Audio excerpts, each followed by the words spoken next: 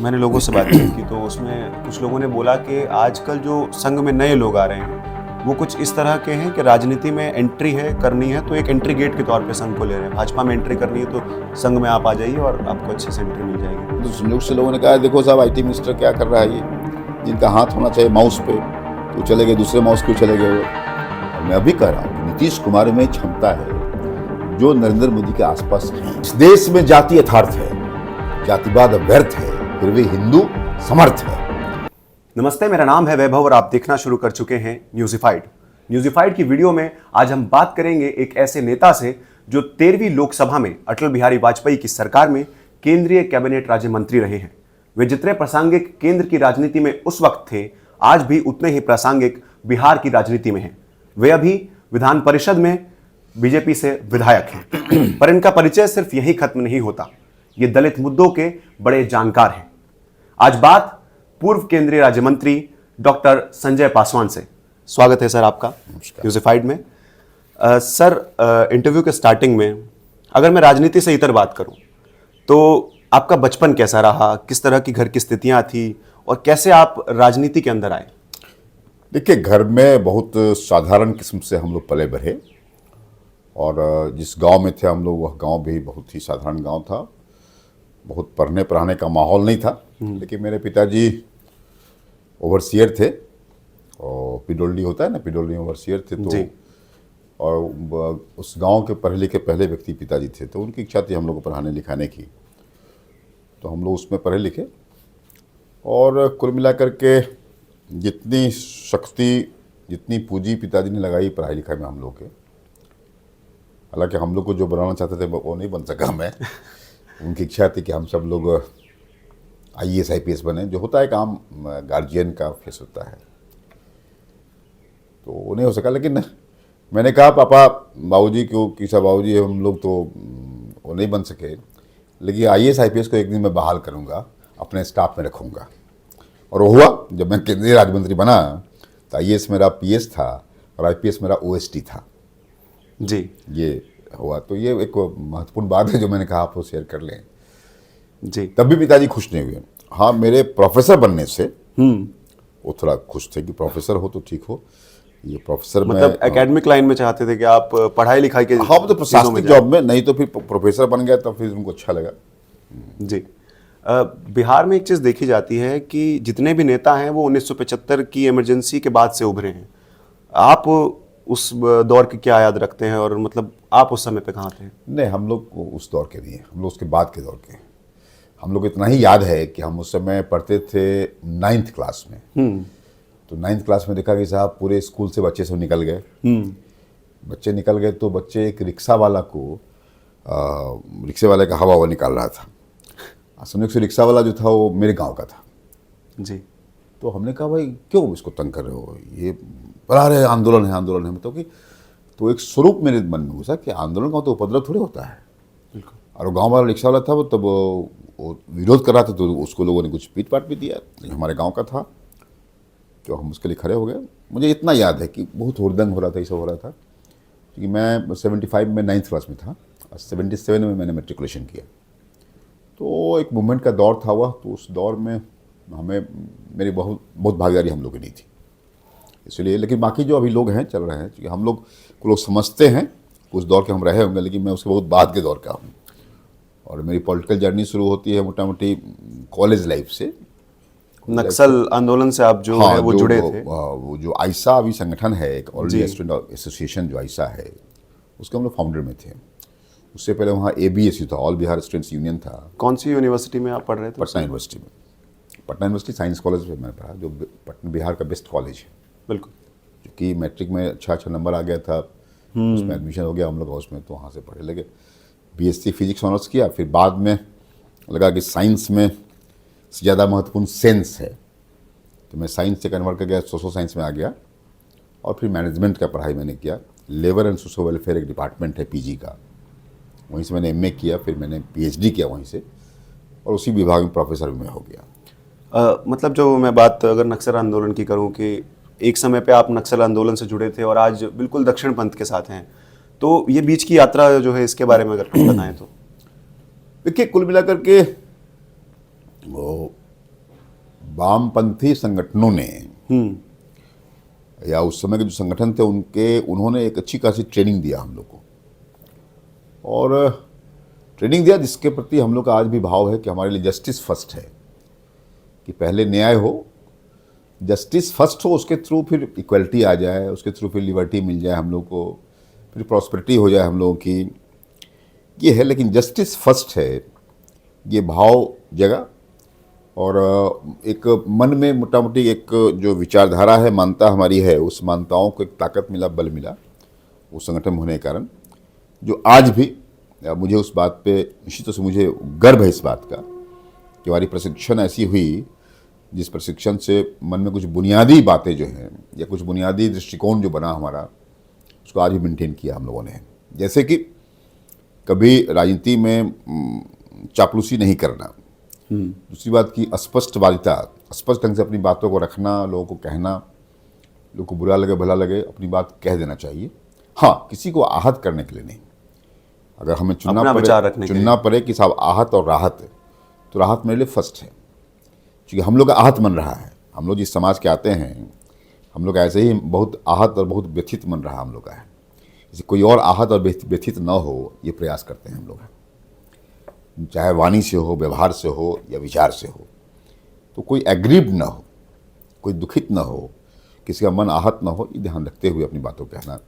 और मुझे लगता है जीवन में यही बहुत बड़ी बात है, अपनी असहमति को भी किस अच्छे ढंग से अच्छे शब्दों में कह सकते हम लोग हैं, ये सीखना चाहिए आदमी को, जिसकी गुंजाइश ज़िंदगी में हर समय होता है, वो चाहे पॉलिटिकल फील्ड हो, बिजनेस फील्ड हो या किसी फील्ड में आप हों, तो अपने असहमति को ढंग से व्यक्त करने का जो जितना अच्छा तरीका है उस तरीके को अपनाना चाहिए। शब्दों में इतना दम है, शब्द को ऐसी ब्रह्म नहीं कहा गया है, शब्दों में इतना दम है कि उस दमखम के कारण से अपने डिसएग्रीमेंट के स्वर को भी आप ढंग से कह सकते हैं जी। वो देखा है, चूँकि हम लोग प्रोफेसर हो गए तो शब्दों की साधना भी हम लोगों ने शुरू किया, शब्द की साधना, वाक्य का विन्यास करना सीखा हम लोगों ने। देखा हम लोगों ने कि बहुत बड़ी बड़ी बातें भी हल्के ढंग से कही जा सकती है, अब बहुत हल्की बातों को भी बड़े ढंग से कहा सकता है, इसलिए ये चीज़ देखा सीखा। नक्सल आंदोलन का तो आपने जिक्र कर दिया, जैसे अभी आप जो है वो संघ के साथ हैं या फिर कहीं दक्षिण पंथ के साथ हैं, तो क्या आपको लगता है कि वो छूट, वो स्वतंत्रता जो है वो यहाँ भी आपको मिलती है,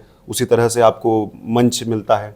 देखिए वाम पंथ में क्या था कि वाम पंथ ने लोगों को इतना बना दिया उस ढंग से, मानता हूँ कि वाम पंथ बाद में बहुत पाखंड पंथ का शिकार हो गया।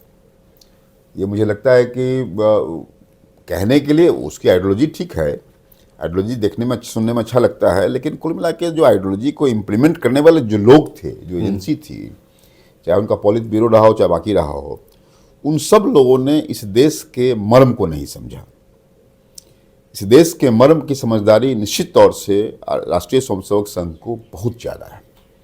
लोगों से मिलना जुलना है, लोगों के तौर तरीके में लोगों के घर के आना जाना है, और लोग का क्या मतलब, लोग का आचार विचार संस्कृति प्रकृति को समझने वाला जो स्वभाव है वह संघ का है, इसमें कोई शक नहीं है। देखिए आज आप किसी संघ के लोगों से मिले, आप उनको कहीं बुलाएं तो आ जाएंगे, लेकिन किसी वामपंथी को बुलाएं किसी के यहाँ अगर कहेंगे अरे वो कौन है क्या है नहीं है, बहुत विचार करते हैं वो सब लोग। आपने देखा होगा स्टूडेंट लाइफ में भी कि एबीवीपी के लोग जो हैं वो बड़े रिसेप्टिव हैं, लेकिन बाकी जो लोग हैं एसएफआई के, एआईएसएफ के या फिर आइसा के लोग सब हैं बड़े सेलेक्टिव होते हैं वो। तो इस सेलेक्टिव, इस चूजी का होने का जो तौर तरीका है, इससे बहुत समाज से काट दिया उन लोगों को। तो समाज का असली मर्म जो है वो समझ में नहीं आया। वैसे मैं मानता हूँ कि पॉलिटिकली जो है, पॉलिटिकल पार्टी में कांग्रेस पार्टी को मैं मानता हूँ कि कांग्रेस ने लोगों का मर्म को बहुत अधिक समझा, इसमें कोई शक नहीं है। उसके कारण है कि कांग्रेस ने आज़ादी की लड़ाई जो है वो लड़ते लड़ते वो इस समाज को समझा है, मगर संयोग से कांग्रेस का जो लीडरशिप आज की तारीख में है वो उस लीगेसी को आगे ले जाने की स्थिति में नहीं है। उसी ढंग से कम्युनिस्टों ने भी जो एलिटिज्म है उसको बढ़ावा दिया, बहुत एलिटिज्म। बात तो करते हैं, क्लास की बात करते हैं, बात करेंगे सर्वहारा की बात करेंगे, लेकिन जो एलिटिज्म है, सिगरेट कल्चर है, वाइन कल्चर है, उस ढंग से लोगों को लगता है कि सब हर फिक्र को धुएं में उड़ाता चला गया जो चीज़ है। ये जो इस ढंग से है बहुत चीज़ों को, यह जो भारतीय मूल्य है उसको समझने का प्रयास नहीं किया। मतलब जो भारतीयता आपको संघ में दिखती है? हाँ बिल्कुल, भर भर बिल्कुल के। भारतीय दिखता है निश्चित तौर से। और जो भारत बौद्ध संघ वालों का है वो मैं प्रणाम करता हूं उन लोगों को। वह कहीं भारत बौद्ध संघ वालों का भाजपा के लोगों से ज्यादा है। इसलिए भाजपा के लोग जो संघ से गए हुए लोग हैं उनमें तक समझदारी है, लेकिन जिनका संघ का ट्रेनिंग नहीं है उन लोगों को तो बिल्कुल ही भारत बौद्ध नहीं है। इसमें मैं कह सकता हूं कि संघ की बदौलत, संघ की ताकत से भाजपा का जो निरंतर उन्नति हो रहा है उसमें संघ की ताकत 15.5 आना है, भाजपा की ताकत आधा आना है। तो मैं इसी में एक बात अगर जोड़ूं, मैंने लोगों से बातचीत की तो उसमें कुछ लोगों ने बोला कि आजकल जो संघ में नए लोग आ रहे हैं वो कुछ इस तरह के हैं कि राजनीति में एंट्री है करनी है तो एक एंट्री गेट के तौर पे संघ को ले रहे हैं। भाजपा में एंट्री करनी है तो संघ में आप आ जाइए और आपको अच्छे से एंट्री मिल जाएगी। देखिए ऐसा है कि ये थोड़ा समझदार लोग हैं जो संघ के थ्रू भाजपा में आ रहे हैं, थोड़ी समझदार लोग हैं। जिनको समझदारी नहीं है वो सीधा भाजपा में जाते हैं और भाजपा में कोई तवज्जो नहीं मिला, अगर इंपॉर्टेंस नहीं मिला तब समझने लगते हैं लोग अरे भाजपा में संघ वालों की ज़्यादा पूछ होती है तो संघ वाले के ज़्यादा जाते हैं। लेकिन संघ वाले परिपक्व हैं, पर्याप्त परिपक्व होते हैं, वो समझते हैं कि कौन नया कमर है, कौन न्यू कमर है, कौन तो क्या मतलब एक नहीं है। स्कूल की तरह आप कह हाँ सकते बिल्कुल बिल्कुल, इसलिए संघ वाले समझते हैं इन सब बातों को। लेकिन ये आपने ठीक कहा कि कुछ लोगों ने संघ के माध्यम से जो भाजपा में पैठ या सरकार में पैठ या सत्ता में पैठ बनाने का प्रयास कर रहे हैं उनको संघ भी समझ रहा है और संघ समझेगा तो ज़्यादा अच्छा रहेगा और संघ समझ रहा है। लेकिन उन बातों को शायद भाजपा नहीं समझ रहा है, इसीलिए मुझे लगता है कि संघ वालों का और भी ज़्यादा निरीक्षण कहें, परीक्षण कहें, भाजपा पे होते रहना चाहिए। चेक एंड बैलेंस आप कह रहे हैं? हाँ बना बिल्कुल रहना बिल्कुल चाहिए। बिल्कुल होते रहना चाहिए। अच्छा, एक तस्वीर आपकी 2003 में वायरल हुई जिसमें आपने गले में सांप लपेटा हुआ था, वो किस्सा क्या था? देखिए ऐसा है कि हम ये मानते हैं कि इस देश में जो एंशिएंट विजडम है, जो प्राचीन ज्ञान विज्ञान है, उसको उसका संरक्षण हो, उसका रिवाइवल हो, ऐसा नहीं है। लेकिन प्राचीन ज्ञान विज्ञान के तरीकों को मॉडर्नाइज करना चाहिए। मैंने कहा भी था कि तंत्र है, मंत्र है, यंत्र है, इन सब चीज़ों को कहीं ना कहीं चीज़ों को समझना चाहिए नए ढंग से। इतनी कल्चरल रेजिलेंस होना ही चाहिए, जो सांस्कृतिक समझदारी है या सांस्कृतिक समायोजन है वो होना चाहिए। इसलिए मैंने, जैसे कि हम लोग वो सांप वाले जो आपने देखा कि सांप को, कोबरा को, अब कहता है कि cobra is the most fierce animal कहते हैं उसको, एनिमल कहते हैं जो कुछ कह लें, रेप्टाइल कह लें उसको। तो उसको अगर कोई पकड़ ले रहा है, वह गांव का मदारी हो या गांव का सपेरा हो, जो पकड़ ले रहा है तो बहुत बड़ी बात है। अब वो कैसे पकड़ता है कि उसको, आजकल तो डिस्कवरी चैनल में इसी के चलता है खूब, सांप को पकड़ने का मशीन है, तो ये हैं, तो वो हैं, एक्सपर्ट हैं, टीम है। लेकिन हर गांव में पहले या 2-4-5 गांव मिला करके सपेरे कुछ होते थे, वह सपेरे सांप को पकड़ते थे, मारते नहीं थे। और ये मैं मानता हूँ कि सांप का जो विष है वह कहीं ना कहीं प्रकृति में व्याप्त विष ही है जो अपने अंदर रखता है। प्रकृति के एक एक जो प्राणी हैं, एक एक प्राणी एक दूसरे पर डिपेंडेंट हैं। तो प्रकृति में व्याप्त जो विष है, जो जहर है, उसको सांप को ग्रहण करने की क्षमता है, वही रखता है। आपके ऊपर एक आरोप भी साथ साथ लगा था कि आज जैसे आपने ओझा मुनियों को जो है वो पुरस्कृत किया था, तो उस समय लालू जी ने बोला कि आप अंधविश्वासी हैं, जबकि आप मानव संसाधन मंत्री थे, तो बोला कि आप अंधविश्वास ना फैलाएं। हाँ मतलब अंधविश्वास नहीं, लालू जी ने जो कहा सो कहा ही था, हमारे दल के लोगों ने भी कहा हमको और मुझे बहुत कॉर्नर किया लोगों ने, मुझे बहुत कॉर्नर किया लोगों ने कि साहब ये क्या बात हो रही है। संजोग से मैं उस समय आईटी मिनिस्टर था, तो सूचना प्रौद्योगिकी में। हाँ, तो आईटी और कम्युनिकेशन, तो संयोग से लोगों ने कहा देखो साहब आईटी मिनिस्टर क्या कर रहा है, ये जिनका हाथ होना चाहिए माउस पे तो चले गए, दूसरे माउस क्यों चले गए वो। तो मतलब ये है कि, लेकिन मैंने कहा कि कहीं ना कहीं इन चीज़ों को रखना चाहिए जो हमारे ज्ञान, आज उसी पे जोर चल रहा है कि हम जब कर रहे हैं कि भारतीय ज्ञान परंपरा क्या है, तो भारतीय ज्ञान परंपरा अनुभूतियों का है, श्रुतियों का है, स्मृतियों का है। तो कहीं ना कहीं इसको डॉक्यूमेंट करना चाहिए। किसी भारतीय ज्ञान परंपरा कोई दम अगर है, कोई अगर हमको कोई सांप के काटे हुए किसी शिकार को कोई जिंदा कर दे रहा अगर है, तो उसको उसकी डॉक्यूमेंट्री करनी चाहिए। अगर क्या बात है, कोई जड़ी बूटी है क्या, या किसी मंत्र में इतनी शक्ति है क्या। आप खुद एक साइंस के ग्रेजुएट भी हैं, तो मतलब क्या लगता है कि मैं फिजिक्स ग्रेजुएट हूँ, इसलिए मैं प्योर साइंस का हूँ जी, इसलिए मुझे लगता है कहीं ना कहीं बात है इस पे अगर गवर्नमेंट प्रयास करे। होता क्या है ना, लोगों ने सेंस को, साइंस के नाम पे सेंस को ढकेल दिया। अब सवाल है कि अब विज्ञान के नाम पे अब विधाओं को ढकेल दिया आपने, ज्ञान को ढकेल दिया आपने, पीछे कर दिया। तो जो लोग थे बेचारे, इसके जो कैरियर थे, बेयर थे, जो इसको लेके चल रहे थे, उन लोगों को हम लोगों ने इतना समाज में लखारा दुत्कारा, अरे साहब ये पुरानी बातें करने वाला है, पीटो पीटो, मारो मारो, ये है लकड़सुंगा है, तो ये है तो वो है, बहुत ढंग के डिस्क्रेडिट करके उन लोगों को बाहर कर दिया है। मतलब आप कह रहे हैं कि उनका डॉक्यूमेंटेशन होना चाहिए, उसके पीछे की साइंस जो है वो हमें समझनी हाँ चाहिए। बिल्कुल, डॉक्यूमेंट करना चाहिए था। मैं वही कहा, उस डॉक्यूमेंट को फिर कैसे इंस्ट्रूमेंट बनाया सकता है, उसका प्रयास साइंस करेगा। तो चीज़ों को दुनिया भर में आज ancient wisdom and traditional knowledge दुनिया भर में काम हो रहा है। सब देश अपने अपने स्तर से काम कर रहे हैं कि हमारा पारंपरिक ज्ञान क्या रहा है, हमारा प्राचीन विधा क्या रहा है। तो इसीलिए इस पे काम होना चाहिए। अब काम शुरू हुआ है, थैंक्स टू नरेंद्र मोदी सरकार जी। इन्होंने उसका इस पे काम को शुरू किया है कि साहब प्राचीन, साहब आप लोग पत्रकार हैं, तो पत्रकारों में नारद परंपरा को चलाया जी, कि नारद एंशिएंट टाइम के पत्रकार थे, ये बड़ी बात है। तो नारद को भी लोगों ने डिस्क्रेडिट कर रखा था। नारद का मतलब क्या था? चुगलखोर करने वाला।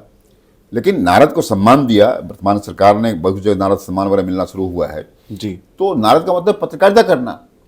आप कुछ हमसे सुनकर कहीं ले जा रहे हैं तो ये चुगलखोरी थोड़ी है, ये बल्कि बात का प्रचार और प्रसार है। इसीलिए अपने पुराने नायक नायिकाओं को सम्मानित करना, ये वर्तमान की सरकार, जो केंद्र की सरकारें कर रही है और अन्य सरकारें भी करने लगी है, या अन्य पार्टी के लोग भी करने लगे हैं, ये अच्छी बात है। ये ऐसी शुरुआत को हम मानते हैं कि अपने प्राचीन ज्ञान विज्ञान को धरोहर बनाने में काफ़ी सहायक होगा। ये जो अप्रोच है, ये सही अप्रोच चल रहा है अभी वर्तमान सरकार का। एक इंटरव्यू बीबीसी को कुछ दिन पहले आपने दिया, उसमें आपने बोला कि नीतीश कुमार जो हैं वो नरेंद्र मोदी के आसपास के नेता हैं। आरजेडी जब जेडीयू के साथ गठबंधन में अभी थी, तो जो तेजस्वी थे वो भी कह रहे थे जो नीतीश है उन्हें केंद्र में जाना चाहिए। तो क्या लगता है, मतलब जो भाजपा है वो नीतीश कुमार को केंद्र में भेजकर जो है बिहार की सीट खाली करा के अपना मुख्यमंत्री डालना चाह रही है? देखिए एक चीज बता दूं आपसे, नरेंद्र मोदी की जो शख्सियत है, निश्चित तौर से विपक्ष में कोई व्यक्ति उनके आसपास भी नहीं है। और मुझे बीबीसी ने पूछा था कि कौन सा है, मैंने कहा था और मैं अभी कह रहा हूं कि नीतीश कुमार में क्षमता है जो नरेंद्र मोदी के आसपास हैं। उनकी बोलने की क्षमता, उनकी समझदारी की क्षमता, मतलब उनमें पूरी रीजनिंग और पूरी सीजनिंग है। नरेंद्र मोदी के आसपास हैं। नरेंद्र मोदी नहीं हो सकते हैं वह, लेकिन नरेंद्र मोदी के आसपास कोई एक नेता इस देश में अगर है तो नीतीश कुमार जी है। और मैं मानता हूं कि नीतीश कुमार से जो खतरे थे नरेंद्र मोदी को, नरेंद्र मोदी जी ने, उनकी टीम ने प्रयास करके नीतीश कुमार जी को अपने फोल्ड में ले आया है। तो हमें अब कोई खतरा नहीं है। अब तो एनडीए में भी साथ निश्चित तौर से एनडीए की ताकत बढ़ी है और नरेंद्र मोदी अगले प्राइम मिनिस्टर पुनः होंगे। और नीतीश जी की रोल क्या होगी ये सोचने की बात है। नीतीश जी सीएम रहेंगे या मिनिस्टर बनेंगे, हमने 4 साल पहले ही कहा था उनके बारे में कि नीतीश जी को ऐसे भी केंद्र में रहना चाहिए और बिहार बीजेपी के किसी नौजवान को सौंपना चाहिए जी। और इस बात में मैं आज भी सहमत हूँ कि 25 में ही सही कि नरेंद्र मोदी जी के साथ नीतीश जी केंद्र की राजनीति करें और बिहार में बीजेपी किसी नौजवान को सौंपना चाहिए बिहार का राजपाट। जी जी। एक नेता का जो काम है वो समाज को सुधारने का है। आपने अपने घर में एक सुधार किया कि जब आपकी शादी हुई तो आपने अपनी पत्नी को 12वीं कराई, एमए कराई, बीए कराई और उसके बाद पीएचडी तक के लिए प्रोत्साहित किया। तो मतलब जहाँ एक तरफ समझा जाता है कि लड़कियों की पढ़ाई शादी के बाद रुक जाती है, ये इच्छा आप में कहाँ से आई कि उन्हें पढ़ाना चाहिए? देखिए हमारे समाज में तो महिलाओं के प्रति जो दृष्टिकोण रहा है तो आप जानते हैं कि साहब ये है। मैं खुद जब बचपन में बच्चा था तो मैंने कहा कि मेरी बहन क्यों पढ़ेगी, नहीं पढ़ना चाहिए इसको। मेरी बहन से लड़का लोग बातचीत करता है, ये एक मन में भाव था। तो उस गिल्ट सेंस को खत्म करने के लिए हमने कहा नहीं, सब बच्चों को खूब पढ़ाएंगे हम लोग। पत्नी को पढ़ाया हमने, पत्नी को +2 करवाया, +2 से लेकर के पीएचडी करवाया हम लोगों ने। अभी वो प्रोफेसर है, गंगा देवी महिला विद्यालय पाटलिपुत्र यूनिवर्सिटी में है, प्रोफेसर है। मेरा बेटा प्रोफेसर है लॉ का, मेरी बेटी प्रोफेसर दिल्ली यूनिवर्सिटी में है। मेरी जो पुतौह है वह भी पीएचडी कर रही है लॉ में, अभी गेस्ट पढ़ा रही है पटना में ही। तो हमने कहा कि चूंकि हमारे जाति में, मैं जिस जाति दलित जाति से आता हूँ, हायर एजुकेशन में कम लोग हैं, तो हमने कहा कि no doctor engineer, no IAS IPS, हम अपने बेटियों बहनों को प्रोफेसर बनाएंगे। तो हमें इस बात की खुशी है कि फर्स्ट जनरेशन जो हायर एजुकेशन में भागीदारी हुई और मैं शायद इस देश में पहला दलित फैमिली होऊंगा जो हम चारों पांचों हम लोग हायर एजुकेशन में हैं। जी। इस बात का हमें गर्व है, इस बात का, और पढ़ाया लिखा है। और हम आपके माध्यम से कहना भी चाहेंगे तमाम लोगों को कि हायर एजुकेशन में ब्राइट माइंड को जाना चाहिए। हायर एजुकेशन में हाशिए के लोग जाना चाहिए। जो भी हाशिए के लोग हैं वहाँ गुंजाइश है, वहाँ कॉम्बिनेशंस है। बाकी जगह जॉब अपॉर्चुनिटी कम है, लेकिन हायर एजुकेशन में जॉब अपॉर्चुनिटी ज़्यादा से ज़्यादा है, खास के हाशिए के समाज के लिए। जी। खास के मार्जिनलाइज के लिए स्कोप वहाँ पर पूरा है। जी जी। आपकी किताब आती है Dalit encyclopedia, cultural nationalism and Dalits.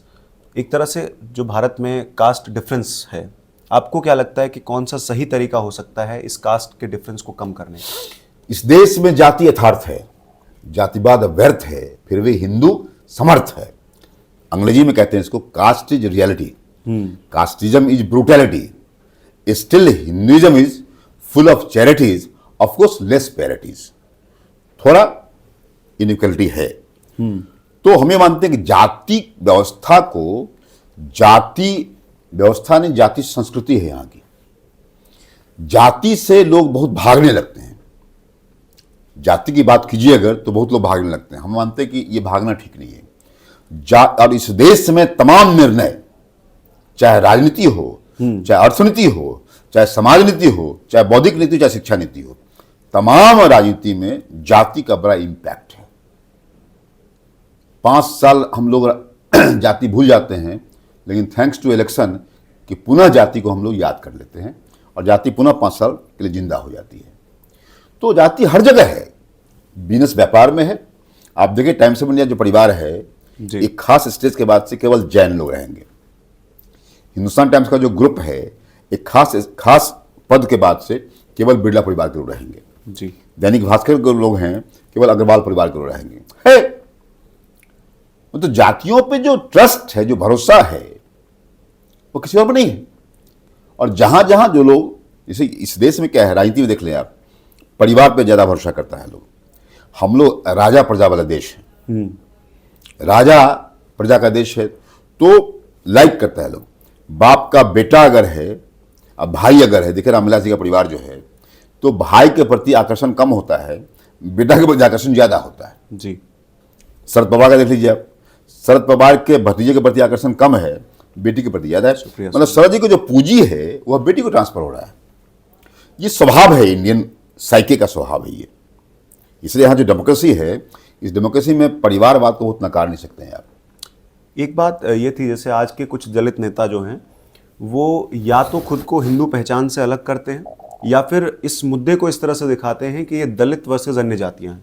तो ये जब आप सुनते हैं तो कैसा उस समय लगता है? ये मैं भी फेस किया, मैंने फेस किया। और हमको कुछ लोगों ने कहा कि ये हिंदुओं का, ब्राह्मणों का दलाल है, ब्राह्मणों का बात करता है, ये सब, ये हमारे कलंक है। ये सुनना पड़ा हमें, आज भी सुन रहा हूं।